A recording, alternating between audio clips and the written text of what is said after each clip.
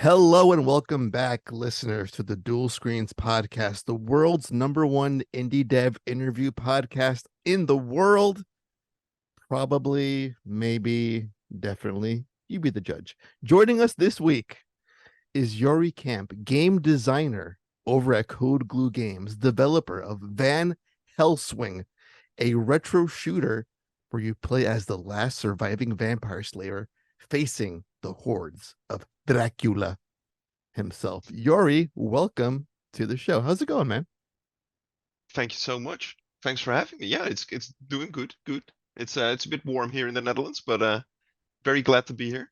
Yeah, we were Yeah. just talking before we pressed record about how much I miss the Netherlands and Amsterdam and the red light district and all that fun stuff from way back when in my crazier days when I used to drink my body weight. I gotta say, I also miss the States, like having some nice snacks. Now, They listen, just don't make them like that. if I visit you next year, if I get to Amsterdam and make my way to Rotterdam, we're gonna get drunk, right? We're gonna go drinking at some point, Ooh, yeah, that would be sweet. Let me and know you're when you're in the area. and you're gonna buy because your game is gonna be a huge mega success. You're gonna have a yacht and a plane and a mansion.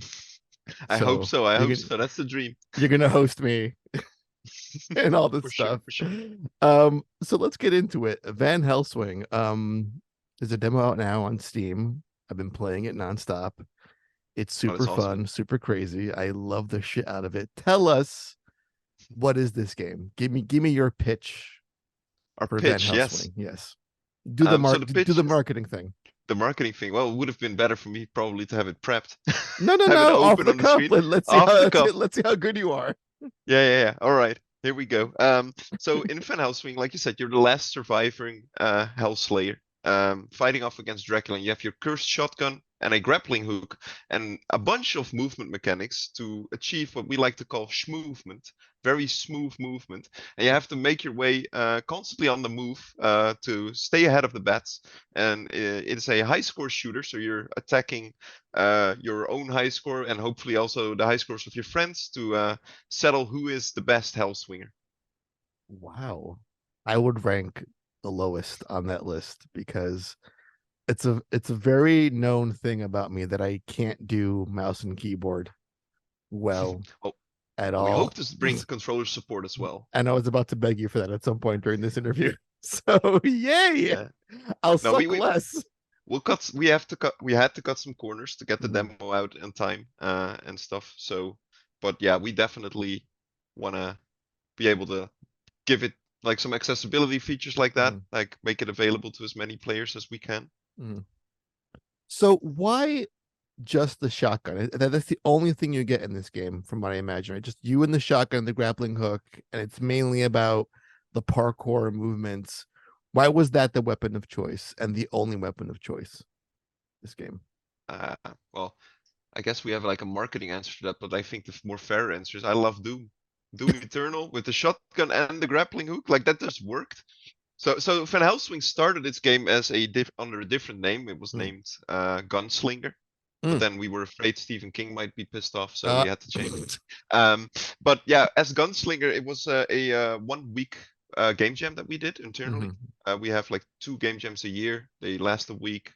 Everyone gets to pitch, everyone in the whole company, and then if your pitch is chosen, a bunch of people will like hopefully join your project, and you get to make it. And for Van Helswing or Gunslinger at the time, the I did the pitch, and my pitch was I want to make I want to focus for a week long on making movement feel as good as possible. So I will take something we know works, a shotgun and a grappling hook, bunch of enemies. That'll we don't have to figure that out. That'll work. Mhm. And we'll just like put a whole week into making that movement feel as good as we can. Make the gun feel good. And yeah, shotgun is just like one of those like stereotypical guns. You just want to feel that beating your chest every time you fire it. You want to, yeah. So it was like a gun that we could make feel really good, and then that worked pretty well. So yeah, we just kept it at that. But as we move forward, like we might like start introducing new characters who might have new weapons, Mm. go sort of more of a character select route where you, yeah, So this is your baby then. This is your yeah, child. This sort of. is Your Well, thing. me and that initial team, I guess. Like Uh-huh. I did the pitch, but as soon as you pitch something, it's no longer really yours anymore. Right. People start to chime in, and that's like what I love about making games, right? Like it's this everyone gets to bring up ideas, and you sort of Mhm. mold them all together, and it sort of starts to evolve and change, and it becomes this really cool collaborative thing. Where did the whole vampire Dracula aspect come into play? Like, was it just born out of it can't be just a gunslinger thing? We have to move away from lest you feel the wrath of Stephen King, or where did the whole vampire piece originate Um, from? so during the game jam, I had no artists join my team, sadly. Hmm. Like another pitch caught their attention and they jumped on that, and that was all cool. And so we searched for an enemy that was easy to build without an artist. So we used an asset pack for that, and that was a bat. And then that became sort of the whole thing. Like, well, we'll just lean into that. Like, why is it a bat? Well, you're the last known Van Hellswinger, and you need to go through it. So, and that was like a very easy enemy because it just like it floats, so we don't need to do walking simulators or simulators, walking animations and stuff. It's just always flapping its wings. It's always going. And then when we after the game jam, when Codeglue decided to pick it up internally and work on well the demo that you have now, um, the artists did join the project, and they were like, that ugly bat needs to go. And yeah, they took that whole concept and yeah, they just ran with it, like made it come back in the graphics design and the visuals of the level. They tweaked and tailored, and they made custom models for it and everything. I'm just saying, like Castlevania is doing some stuff with their IP. Like they were in the Dead Cells recently. You could definitely, I would say, at some point, think about it. Get a Beaumont in there. Yeah, get a Belmont in there. That would be totally badass. I'm just That would saying, be awesome. put that I on the love the list of things to series. do. Um, do you think it helps or hinders that there's a pun in the title of your game? I loved it. Like I know, I'm me I'm a bit too. sad that I didn't came up with it. Like so we had the whole thing. Gunslinger, Stephen King might come after us. We need a new name. And Mhm. I suck at names. Like naming things is always not like Gunslinger is not the most innovative name. No, but someone came up with I think it was like a longer pun, like Van Helsing swing again or electric boogaloo or something like that, and then we shorten it. So And it was stupid. just like immediately after everyone was like, yes, Van Helsing swing. Like it encapsulates so well what the Yeah. game is. You're Van Helsing, but you can swing. So yeah, it was amazing. We have had people who said like instant download on the name alone, and then we've had people that said like the exact opposite. They were like, I would love the footage, but the name I just can't. So Oh, it's come on. The name is everything. I don't know. We don't want those. No, we do want those We players, I don't want those people. guess. No, it's yeah. Some people don't like puns, I guess. I don't know. So describe the moment to moment gameplay. What are we doing in this beautifully, by the also the art in this game is fantastic. It's It's like pretty. Yeah, it's like there's like pixeliness to it, but it's like 3D models. It's like retro boomer shooter vibes. It looks incredible. So describe thank like you. what we're doing in this well crafted, well designed world we got going on here. So you have a bunch of movement mechanics, right? So you have a wall run, a wall jump, a double jump. You can shotgun launch yourself. You can charge the shotgun to shotgun launch yourself even further.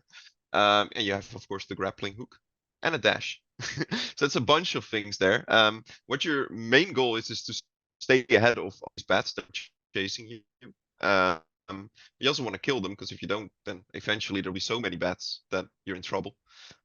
So the moment-to-moment gameplay usually is you're charging your shotgun to like sort of line up a good shot to kill a bunch of them at the same time. Use your grappling hook to either gain some distance or get closer, like really play really aggressive. And then usually you want to stay in air as much as possible because as long as you do that, your speed will sort of you be less. There's less friction in the air, so that doesn't make sense from a physical standpoint, but it is more fun. And we also have a bunny hop, so if you like land on the ground, you immediately press space, you will retain your velocity. So you usually want to be either on the wall or through the air or on the ground, like sort of bunny hopping along.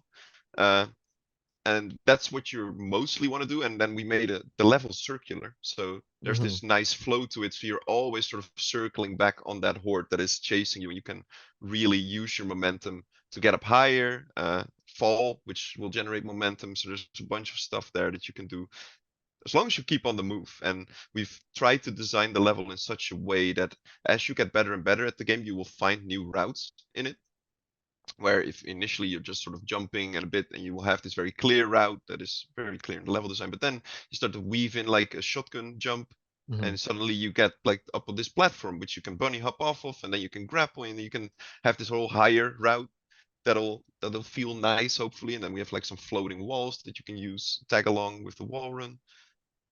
So there's this sort of flow that we try to get the players in, where they're Mhm. just nice and bouncy and feel really cool. And then, yeah, you also want to keep coming back to that sort of blob of bats that is trying to chase you from all sides. And yeah, make sure you whittle them down. Yeah, because it's the parkour elements remind me of a game like Ghost Runner in a sense, but then this has the verticality element to it, which I hardly see like in an FPS like game like this, where you're using the environment to scale to go up and down and to dodge and use it as it's like a huge part of the gameplay aspect is maneuvering around like the floating pieces of debris and buildings. How did you guys design the world to like best fit the gameplay of Van Helswing? That's an interesting one. Like for the longest of times, we had a very square, boxy level. Mm-hmm. That was what the game jam had, and it made sense. But the game jam didn't have a wall run. Like there's a bunch of stuff was missing, and and so I was struggling to design a level that properly took. Because honestly, we had play tests internally, Mm-hmm. where people would. The best strategy, we had a pretty cool inner level with the wall runs and everything that worked pretty well. But obviously, the best strategy was just run on the outer wall that was encapsulating the entire level, and just stay there because that's the longest circumference and no real obstacles, so it's really easy to do. And that just broke the gameplay flow that we wanted, and Mm-hmm. everything just sort of pushed them towards that. And then in sort of a brain genius move, I deleted the walls, and suddenly it was like, hey, you know what, this is way cooler. Like, Right. because I tried all these things to make the wall less interesting, but that just sort of pushes back on what the player wants to do. That doesn't work and makes the game less fun. And so we deleted the walls, and then it was like, all right, now that square shape feels a bit odd, and it's just a lot of iterating with playing the level over and over, finding those routes, meshing them out, and really iterating on what is like the correct speed to go Mm-hmm. at, what is fun, because we don't want the player like the way the demo is designed is you will be playing this level a bunch, right?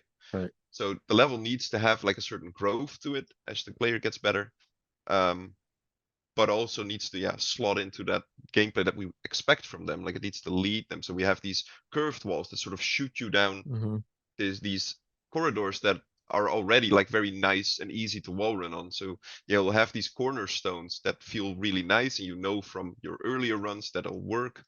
And then from there on out, you can start exploring more new routes and play around with what you can and can't do.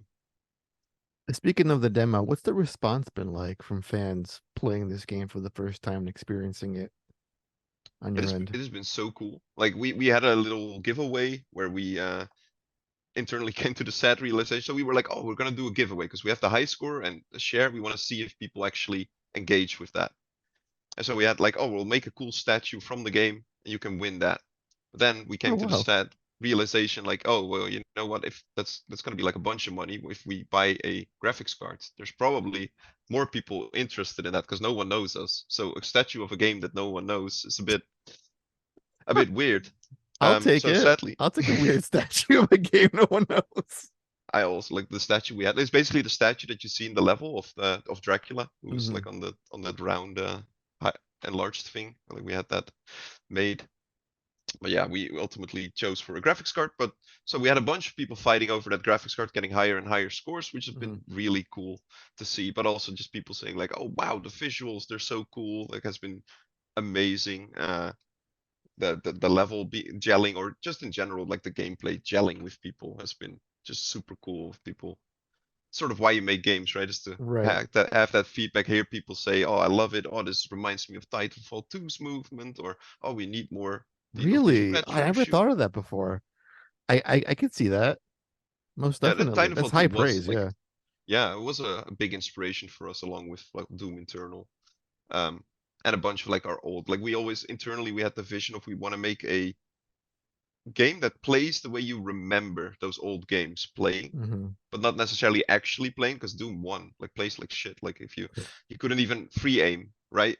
So we want to give you that feeling of playing that game, going that hard, but with like all the modern, yeah, sort of touches to it. So it should feel old, but not play old. Sort of is the yeah the vibe we went for.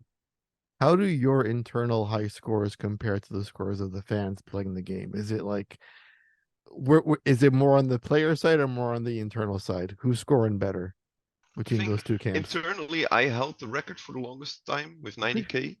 But then the person who actually won the graphics card had a score of 200k, which ultimately beated us. I haven't been like I've been trying to get past 100k, but I haven't been managing it. And they Oh somehow got man. 200. That's been insane. Now, what would you give to the lowest scoring person on the leaderboard? A lesson. All right, so I'm free next week. We'll put some time aside for you to come by. Yeah, yeah. Do like a live stream. Listen, once you get that controller support, I'll be smashing You'll be 200k like unstoppable. no way, unstoppable. Um, but what was the key feedback you took from the demo in terms of helping you development wise and getting this game to a more complete state than it is right now?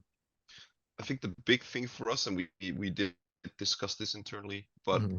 seeing it in action always uh, sort of confirms some things. We didn't have time for a proper tutorial, but we do see that that is Hmm. really lacking currently. Like people obviously don't know all the mechanics yet because we only have like a little screen that says, "Oh, you can do all these things." But it's like way too much for someone who just starts, right? Like Hmm. have a bit more of a curve there that helps people on their way and let them feel cooler sooner. And with more guidance, I think it's going to be a big focus for us moving forward. And we're also like still toying around with what the final game will need to look Hmm. like, depending on how much time we'll actually get to work on it. Which is like making games is not, or well, making games is, but making original games is not our main bread and butter at Codeglue. We are Hmm. mainly a porting studio. Hmm. So we port pretty much everything from everything to everything. Like we're a very versatile studio with an amazing technical team. But making on the side, we still want to make like our own IP and get that to sort of yeah, that's what we all dream of doing, right? So we have the stuff that pays the bills, and on the side we want to make yeah our own stuff. And I was fortunate enough to work on because it's like developed with a relatively small team in a Right. small time frame. Like we did this with about 5 to 7 people. Like people rotate on and off. Um, but the core team has been about that. And then in 5 months, we took the game jam to this level of polish, which has been super fast. That's Really really proud of nice. I that. like that how you guys are able to you have like your primary source of revenue, like the porting aspect of your business, and then it allows you to host like your own internal game jams. And then if a fun Yeah, idea just pops up, it's like we can just pursue this on the side as we all do our day-to-day porting jobs. Then a fun new IP comes out of it, and then hey, now you're like making your own stuff, making your identity in the indie game world. It's pretty awesome. yeah.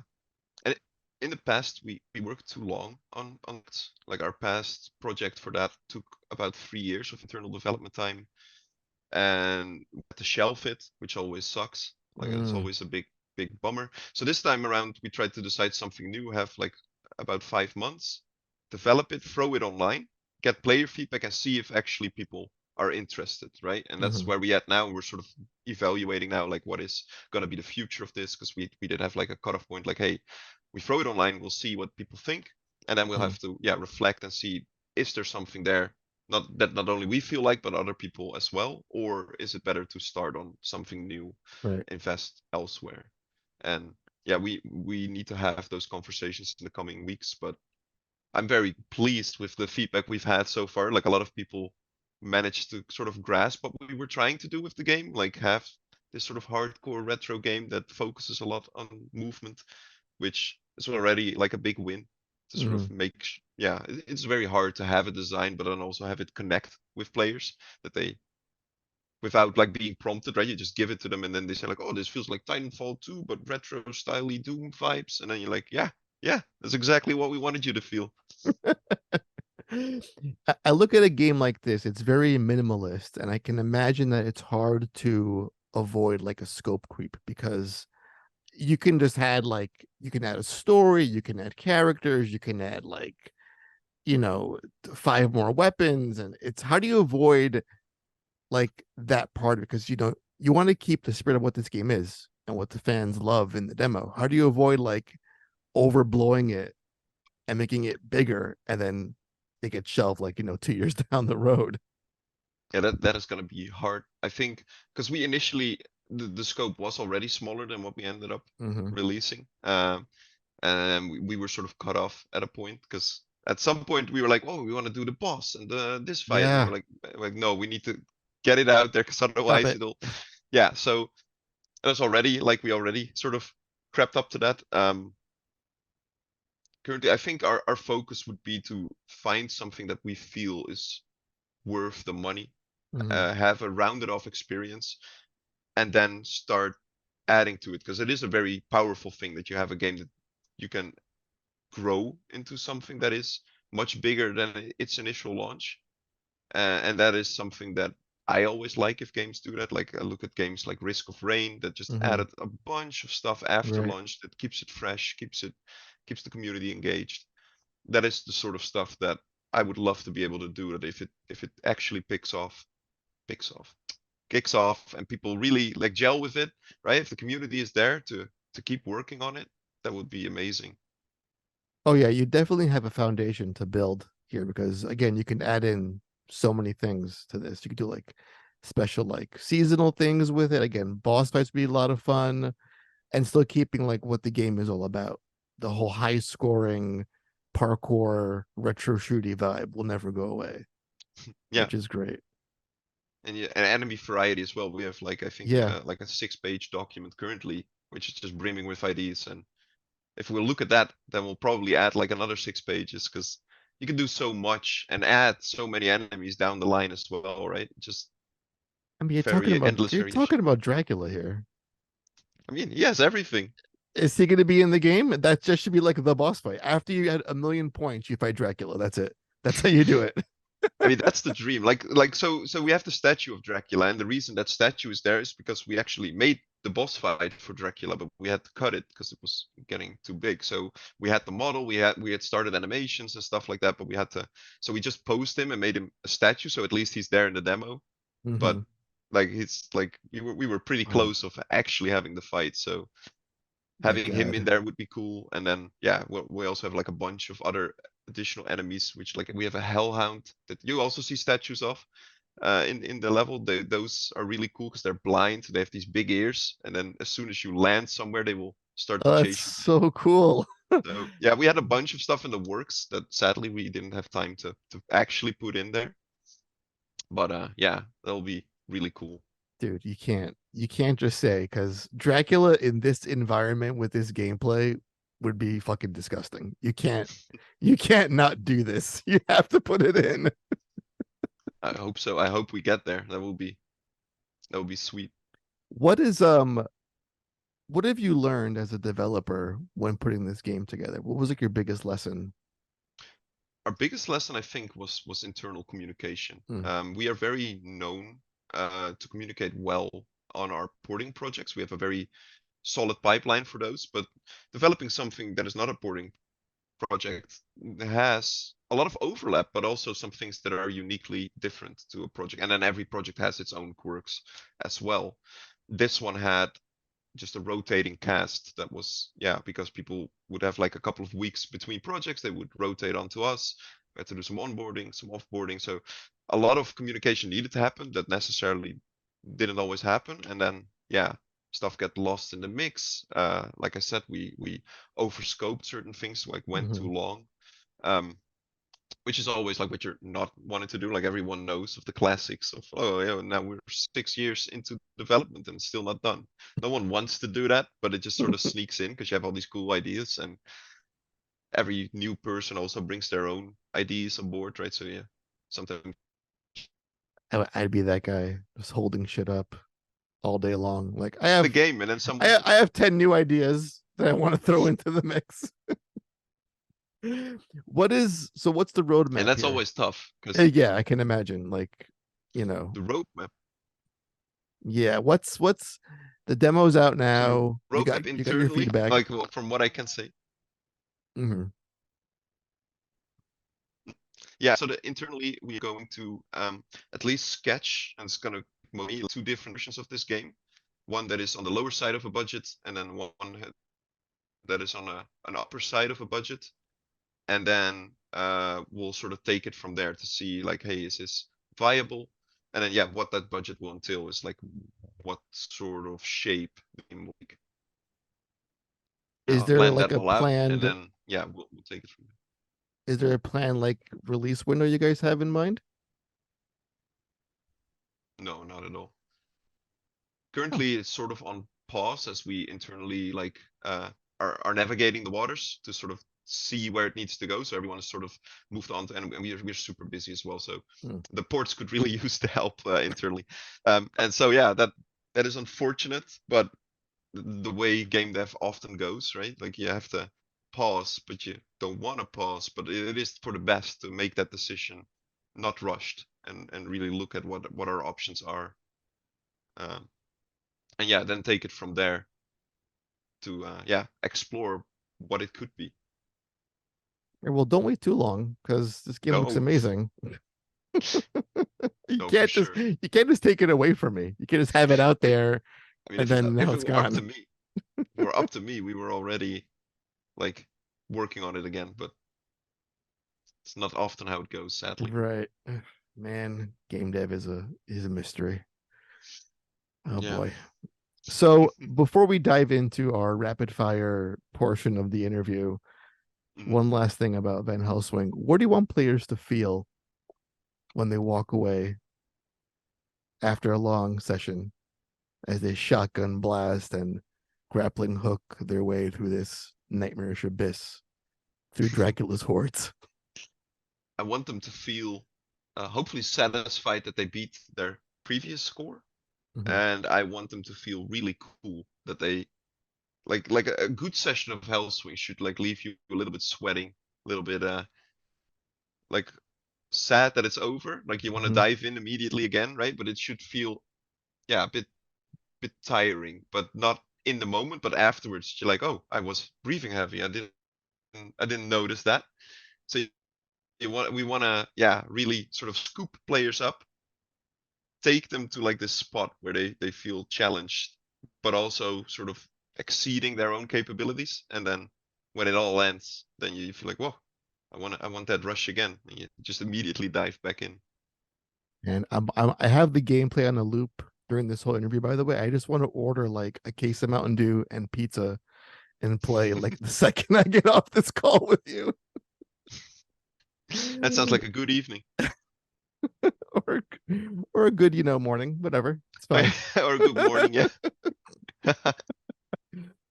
All right, Yuri. It's been a blast talking about the game. It's all very dope. I can't wait for you guys to actually finish this thing and get it out there. But now it's time for rapid fire. We're gonna learn more about you as a human being and all the things that make you tick. So Sounds good. this is always a favorite question of mine. One of your coworkers or a significant other or a parent gets a phone call in the middle of the night. You've been arrested. You're in jail. What crime did you commit? I I probably should not say that on on Uh, record, but probably attacking some billionaire. oh my God. We get a chance. Oh my goodness. No one should be that rich. Well, that's how you fund your next game. Yeah, That's how you fund all your games. Just attack a billionaire. No one should that be that rich.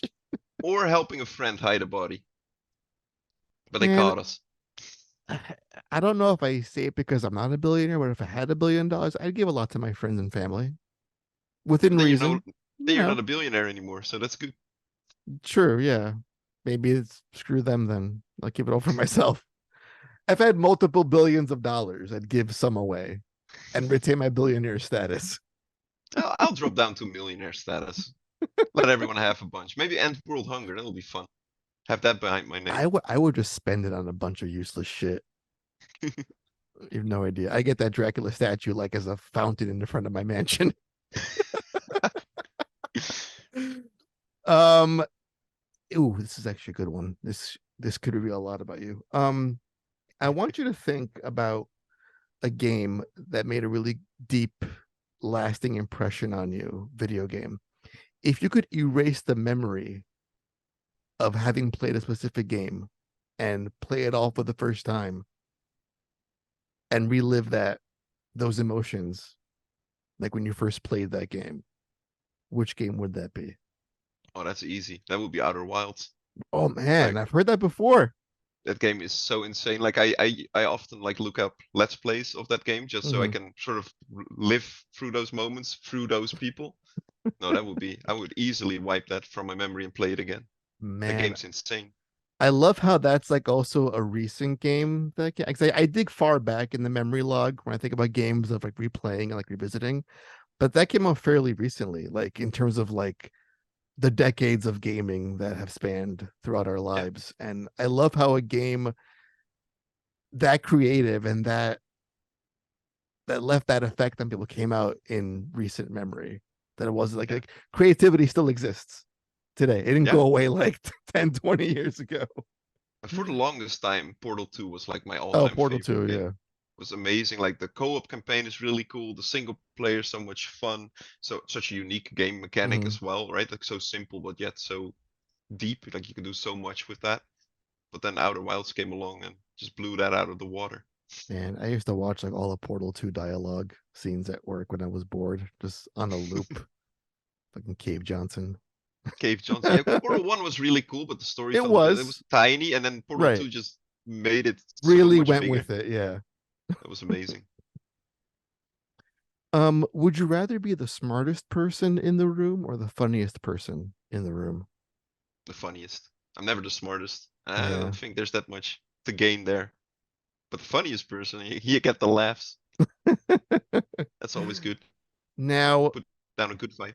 of course, I'm hardly either. That's my downfall. um, let's take Castlevania out of the conversation. So we're seeing a lot of classic retro IP being handed off to indie devs lately. Like, again, Castlevania, Dead Cells, Silent Hill, a lot of like indie devs handling that.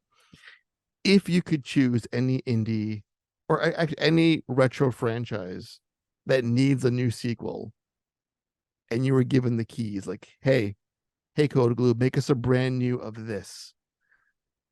Blank check, all the budget you could imagine. They just robbed the billionaire in the streets. Which franchise would you pick?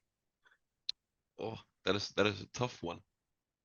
I would love to work on an Age of Empire game, but that's not really retro anymore, I Mm-hmm. guess, because they recently came out with Mm-hmm. the newest one. Whew. What kind of cool retro game? Did they recently make a new Roller Coaster Tycoon? I could work on that. Have That would they? be dope.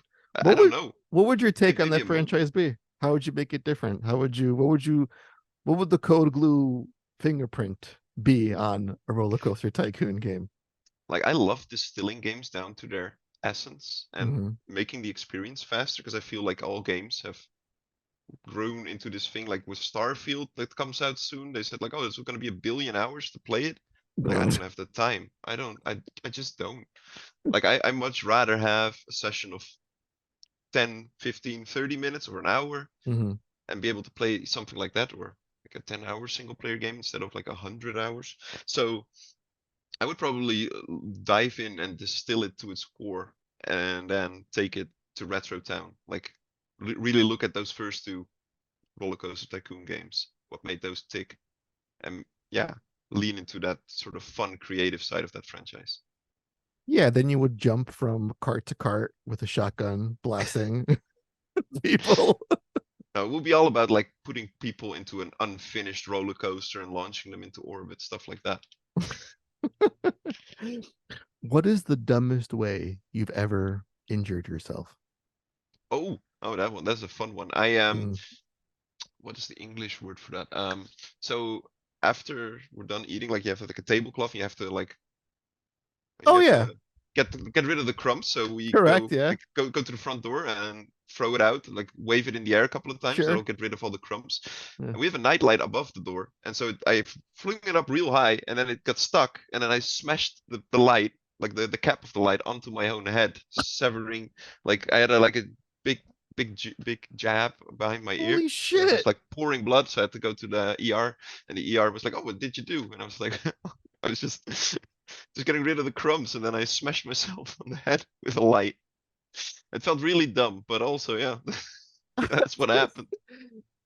Wait, was it like how old are you when this happened? I mean, like 20, 22, something like that. And it was like at your parents' house, like around the dinner Yeah, table. You just had finished eating dinner. yeah.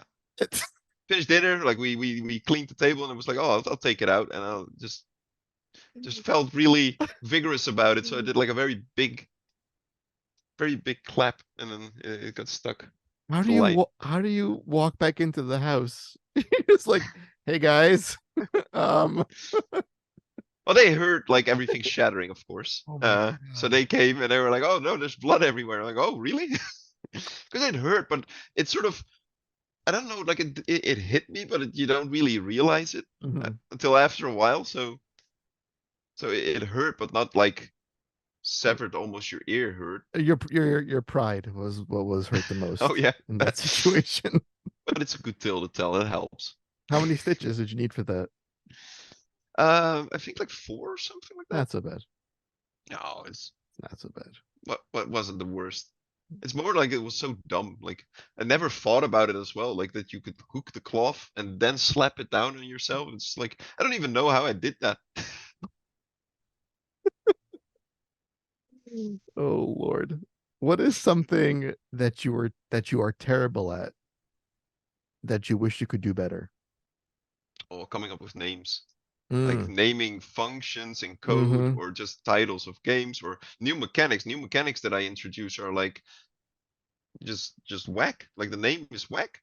Like it's just it's like, oh, instead of shotgun jump is the best I could do because it's a shotgun and it jumps you. And then someone will come up with like a way cooler name that entitles it, and it's like, yeah, that's why didn't I name it like that? And it'll make my life so much easier as well, because if you type in code, like I just have like the dumbest function names, and then every time like programmers look at it, they're like, "The fuck is this? Why are you why are you doing this? What does this do?" And like, well, it's a charge gun. It charges the gun. Oops, There you go. See, there he goes. that's how special Yuri is, kids. He just turns off his camera in Turns off the his middle camera of the interview, mid rant. talking about how dumb he is. He just turns off the camera. It be like that. You got to demonstrate. No, but I like have a charge gun function, and they'll be like, "No, you can't call it like that. It's not descriptive enough." I'm like, but it charges the gun. Makes sense to me.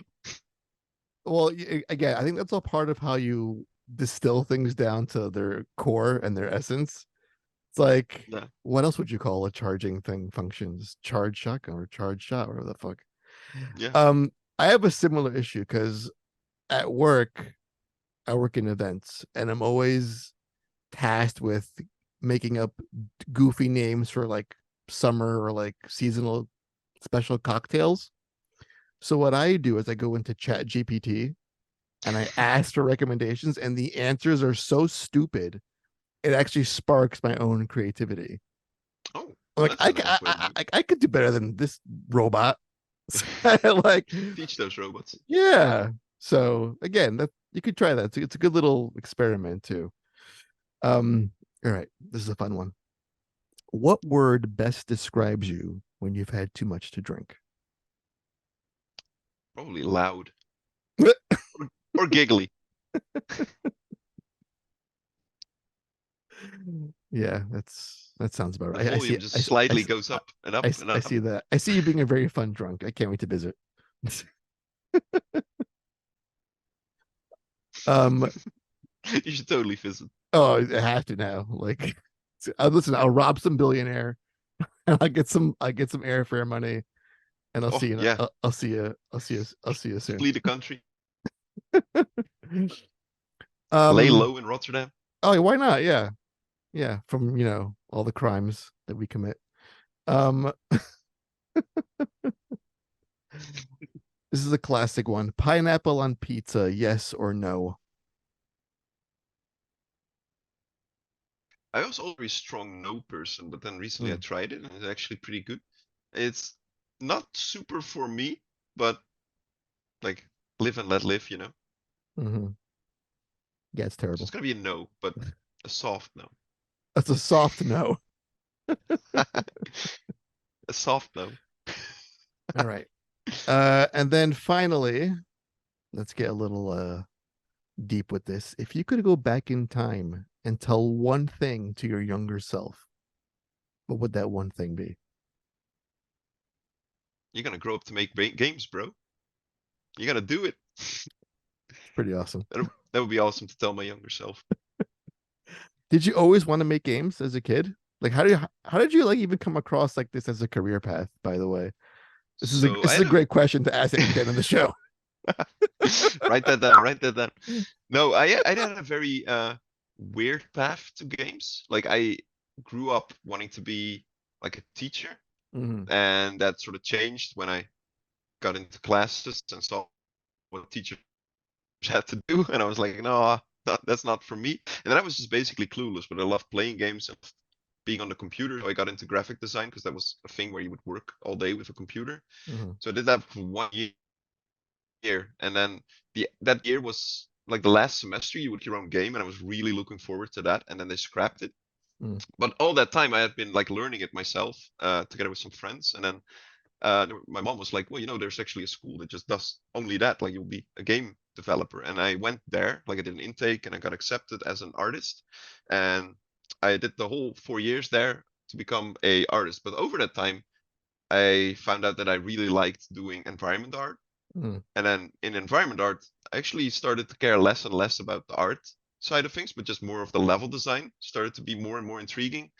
So at the end of that, I figured like I want to be a level designer, but I was done with school, but I hadn't really done level design, and so I did a follow-up on a university that where I was just like super focused on like being a level designer, and then Nice. I did that for 4 years, and then I worked together with some classmates, like we made our own game for 2 years until we ran out of money. We did the whole indie lottery thing where we thought we had something really really cool, a game called Ride of Ilk. Was Hmm. a we worked back in that day. We worked in Unreal Engine 4, but when it was still like not free, you Hmm. had to pay 10 euros a month to Right. get the source code. So one person would pay it and would give it to all of us. And yeah, we worked on that game. It was a co-op action adventure game built from the ground up for co-op. So there was no single player; it was just co-op. So I could go really nuts with all the puzzles and the mechanics, really enforcing that bond between two players.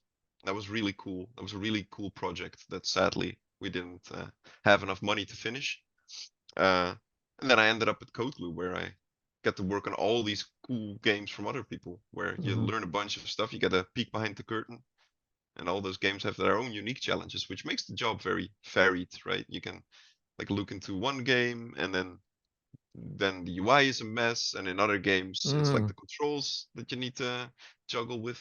So it's never a dull day. That must be fun like, from like a coding aspect, like seeing how others like put their games together. Like it's different kinds of games you're porting over. Yeah, So it's like free lessons in a sense. You're learning yeah. so much from other But I people's have to work. say, like I'm not a programmer, so I'm not on those projects in that sense. But from what I've gathered, is that the games that are super well made Hmm. don't end up needing a porting company. So it's usually the games that run into some sort of issue, which is, I Hmm. mean, it's super understandable. You have like 50, 100 people working on a game for a Right. couple of years. Stuff gets mixed around, but then Hmm. you're stuck in this weird position where we think, oh, yeah, this game should be easy to do, should be run on a Switch. It looks like it should easily run on a Switch. And then a year later, you're like, we can't do it. This is too much. Like, I don't know what they did, but we can't get it down. Have you had to like say no, like we can't just do this? It's impossible to get your game on the Switch. I think we've had to drop platforms in the past, but Oh you wow. our vetting process is pretty good. So usually, like, we know what to look for. We know the quick wins and we know the less quick wins. So we will just look at a project and see, like, hey, what does it hitch up against, and we'll dive into that. We're not fixing it because that will take a long time, but we can Right. during that initial scouting procedure we will look at, like, hey, what is it? What are the big bumps? And how, from experience, we know how easy that will be to fix. Got it. All right, Jori, that's going to take us to the end of the show. Thank you so much, man. It's been a lot of fun chatting with you this morning. This has been amazing. It's been I great. loved it. Thanks for having me. Everyone out there, please go and download and play this game right now. It's on Steam, the demo. It's a lot of fun. Jori, give us the whole marketing pitch. Where can we find more about Codeglue, about the game? Give us all the information.